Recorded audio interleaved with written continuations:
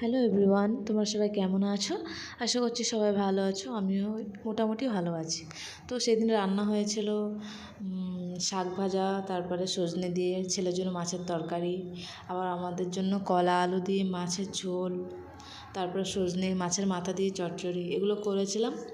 আর তার ভিতরে অনেকগুলো যে আলু মাখা দেখছো, সেগুলো ভাববে যে এত কিছু রান্না হয়েছে, আবার আলু মাখাটা কী হবে।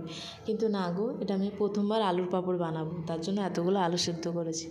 তো এই যে দেখো, রোদ্দুর, প্রচণ্ড রোদ্দুর ছিল ছাদের উপরে। তোমার দাদাভাই ছাতা ধরে রেখেছিলো আর মোবাইলটা ধরে রেখেছিলো, আমি বানাচ্ছিলাম একটা একটা করে।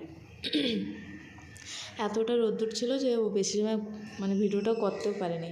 2টো না 3টে দিয়েছি, তারপরে বন্ধ করে দিয়েছে। তারপরে পুরো বানানো হয়ে গেছিলো। তো এই পাঁপড়টা প্রথমবার বানিয়েছি, একটা ভুল হয়ে গেছিলো আমার, কি পাঁপড়টা না বেশি ভাজা যাবে না, কড়াইতে দেওয়ার সাথে সাথে উঠাতে হবে, কারণ এটা মাখা জিনিসটা না, আলুটা সেদ্ধ করে তারপরে মেখে বানাতে হয়। তার জন্য কড়াইতে দেওয়ার সাথে সাথে উঠাতে হবে। তাই দেখো, শুকিয়ে কত সুন্দর হয়ে গেছিলো। কড়াইতে তেল দিয়ে পাঁপড়টা ভাজলাম, আর বেশ ভালো লেগেছিলো খেতে। বাস খালি অতটুকু হয়েছিল যে আমাকে একটু জলদি জলদি উঠানো ছিল, একটু বেশি লাল হয়ে গেছে বলে একটু তিতা তিতা ভাব এসছে, আর একটু লবণ বেশি হয়ে গেছিলো। কিন্তু হ্যাঁ, একটু লবণ কম হলে এই পাঁপড়টা খেতে খুব দারুণ হবে গো। তো আজকের এই ভিডিওটা এতটুকু, বাই বাই, সবাই ভালো থেকো। পাঁপড়ের সাউন্ড একটু শোনো,